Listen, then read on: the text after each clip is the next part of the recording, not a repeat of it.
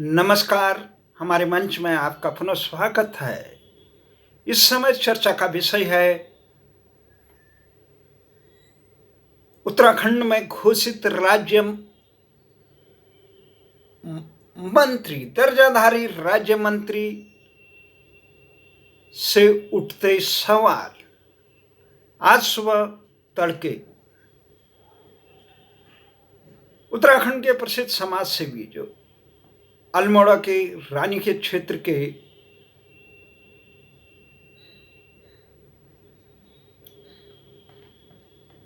प्रसिद्ध निवासी समाज सेवी केसी पांडे,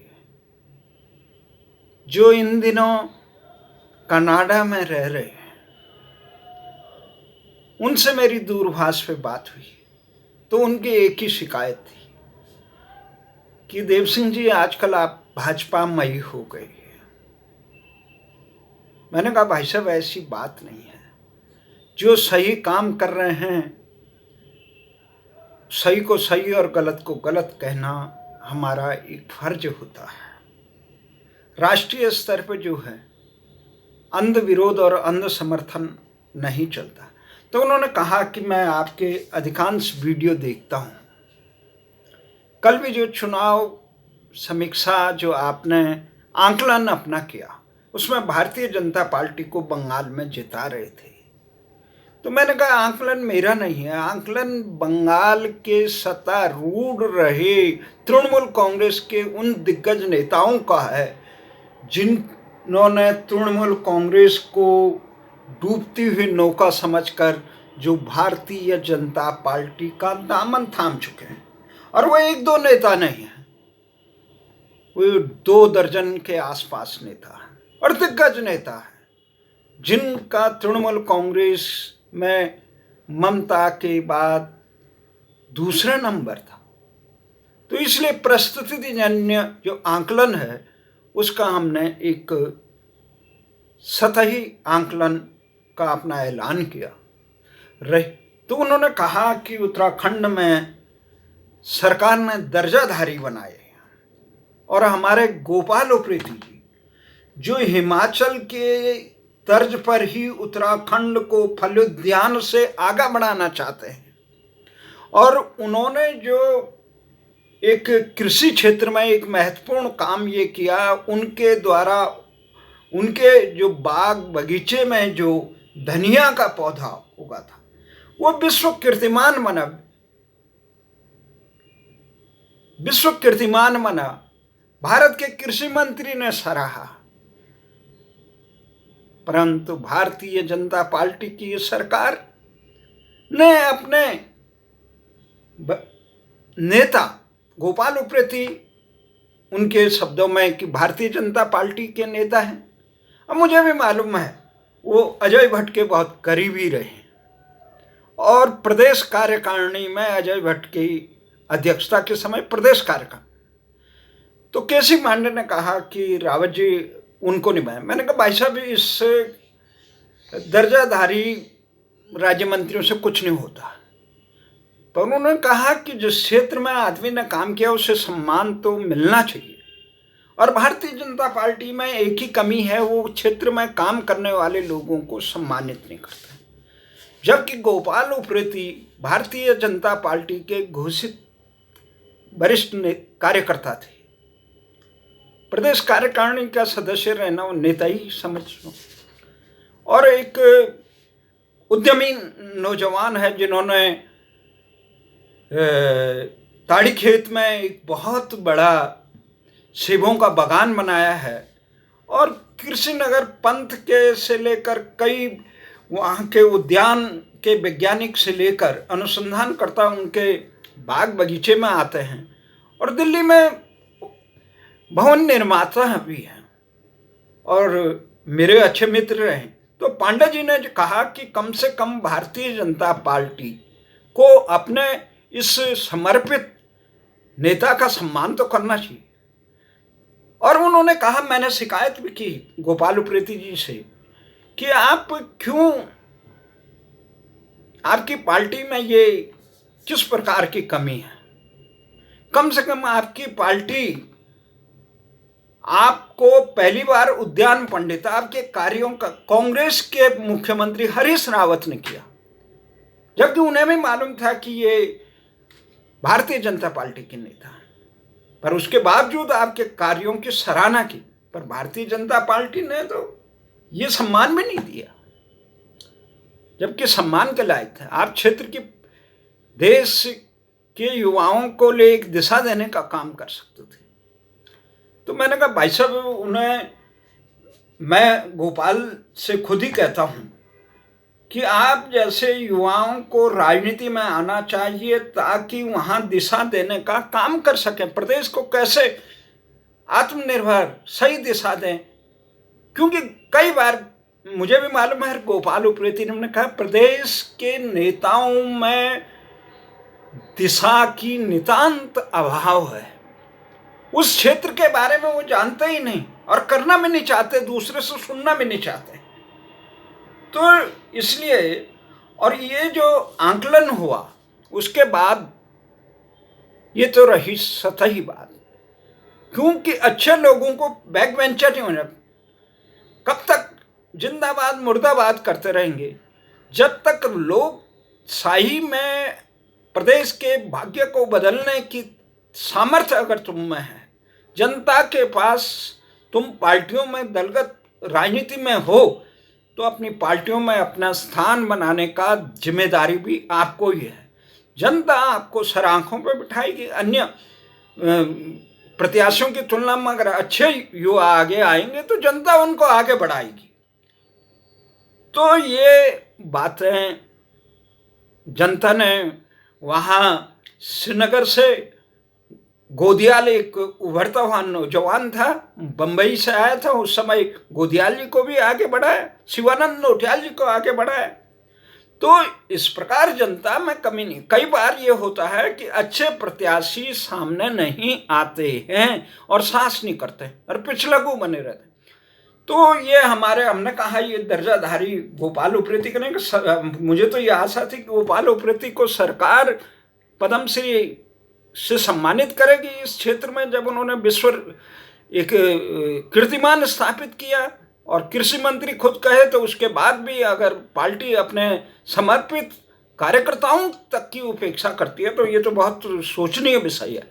पर जहाँ तक बात है कि भारतीय जनता पार्टी के कुछ कार्य अच्छे थे जिसकी वजह से हम उनका समर्थन करते हैं, कि धारा 370 को हटाने का काम किया, 3 तलाक को हटाने का काम किया, राम जन्मभूमि का ऐतिहासिक मतलब 4-5 शताब्दियों से जो लटका हुआ मामला था उसको समाधान करने का काम किया, और देश में ये जो अंध तुष्टिकरण है उसको दूर करने का काम किया। और अन्य पार्टियां जब इस दिशा में सकारात्मक काम नहीं करती है, हमने किसान आंदोलन का समर्थन किया, पर किसान आंदोलन की हठधर्मिता का हम समर्थन नहीं करते, और सरकार की हठधर्मिता का भी हमारा भी मानना है कि किसानों की न्यायोचित मांग सुनी जाए। परंतु लोग अपनी धारणा बना देते हैं।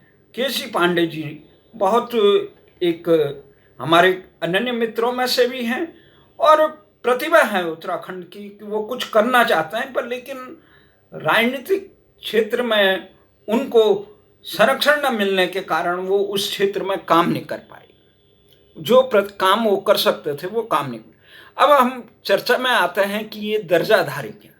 दर्जाधारी अभी 17 नेताओं को भारतीय जनता पार्टी ने बनाया, जिसमें अब इस प्रकार के दर्जाधारी जो राज्य मंत्री हैं, राजनीतिक पार्टियों की व्यवस्था होती है कि अपने कार्यकर्ताओं को, जो समर्पित कार्यकर्ता हैं, ये प्रतिभावान कार्यकर्ता हैं, उनकी प्रतिभाओं का सदुपयोग करते हुए शासन प्रशासन में उनकी भागीदारी, उनसे लाभ उठाया जाए।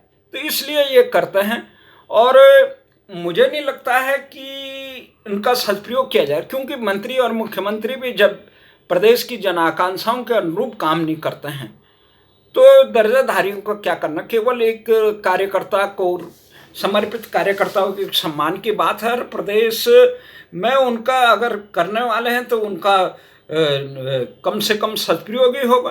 क्यों, नौकरशाही की भी बहुत फौज है। तो लोग आज ट्विटर पे भी कई वो आए, टिप्पणियाँ आई कि ये गलत काम हो रहा है, भार बढ़ जाएगा, बहुत ज़्यादा शासन प्रशासन। हमने कहा इस प्रकार अच्छे आदमियों को सम्मानित करना चाहिए, गलत आदमियों को दूर करना चाहिए। अब ये विवेक पे होता है, और ये मुख्यमंत्री के ही उस पर नहीं होता है, ये पार्टी के आला नेतृत्व यहाँ से वहाँ से उसकी संस्तुति करते हैं लोग कि जो आला नेतृत्व के यहाँ वो है, आला नेतृत्व है, वो डिसाइड करता है कि कौन वहाँ क्या बनेगा। तो ये अभी इसमें किस किस प्रकार से लोग लालायित रहते हैं हमने देखा। जिस प्रकार से हरीश रावत की सरकार में मुझे भी दर्जाधारी राज्य मंत्री का एक वो ओहदा दे रहे थे, पर मैंने कहा कि ये ओहदा ऐसे काम का नहीं है कि जिसमें कुछ प्रदेश के हित में काम किया जाए, और मैं केवल नकली बिलों को बनाने के लिए काम करने के लिए तय। मैंने करना है तो कोई अच्छा वो करे।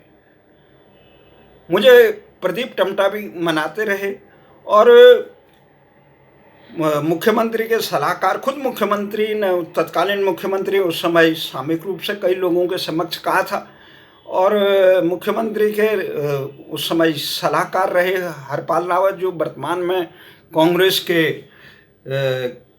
केंद्रीय सह सचिव भी हैं और पंजाब के सह प्रभारी हैं, वो हमारे मित्र हैं। उन्होंने कहा कि तुम्हारा इतना विरोध कई संगठनों ने किया।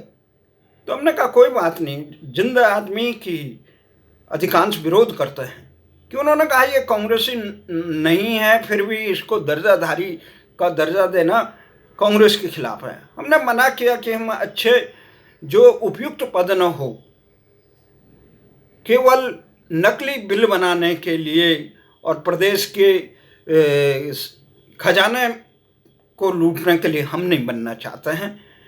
उसके बाद ये हुआ कि आज एक प्रकरण आया कि जो बताया गया कि हरिद्वार के एक उद्योगपति ने भारतीय जनता पार्टी के 2 स्थानीय नेताओं पर दर्जाधारी बनाने के लिए 30 लाख रुपए हड़पने का आरोप लगाया। इस व्यापारी ने आरोप तब लगाया जब जो दर्जाधारियों की सूची निकली उसमें उसका नाम नहीं था। उस व्यापारी के आज वहाँ के हिंदुस्तान समाचार में ये खबर छपी, और प्रदेश में उसकी शिकायत भी दर्ज हो गई। और हमारा तो ये मानना है कि जितनी भी पार्टियां हैं, अधिकांश पार्टियों को कोई सिद्धांत अधिकांश नहीं है, वो अपनी केवल चौकड़ी के अनुसार चलती, पर फिर भी कुछ पार्टियां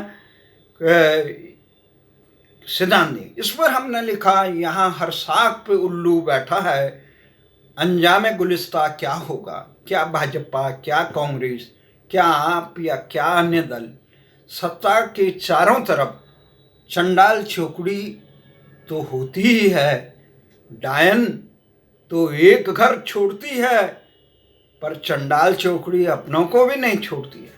तो जो दर्जाधारी बनाने के लिए 30 लाख रुपए लगे थे, तो सत्ता के आसपास इसी प्रकार का चौकड़ी होती है। कोई भी मुख्यमंत्री बने उसकी एक चौकड़ी होती है जो कान में फुसफुस और उसके निहित स्वार्थों की पूर्ति करते हैं, वो जनहित के लिए समर्पित लोगों को दूर करता है। इसी कारण प्रदेश में इस प्रकार से सत्ता में उठाक पटक और बदनामी हुई।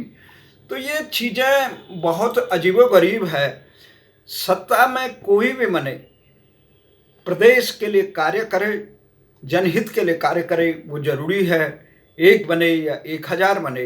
इस समय इनका गीत याद आ रहा है नरेंद्र सिंह नेगी जी का, नो छमी नारायण, जिसमें उन्होंने लाल बत्तियों का टोला कहा था, और आज वो बात मध्यम हो गई। उस समय इस बात को उछालने वाली भारतीय जनता पार्टी आज सत्तासीन होने के बाद अनेक लाल बत्तियां तो नहीं रह गई, अब केवल दर्जाधारी राज्य मंत्री रह गए, जिनको कांग्रेसी नेता धीरेन्द्र प्रताप नकली मंत्री कहते थे, और वो खुद भी इसमें दर्जाधारी रहे।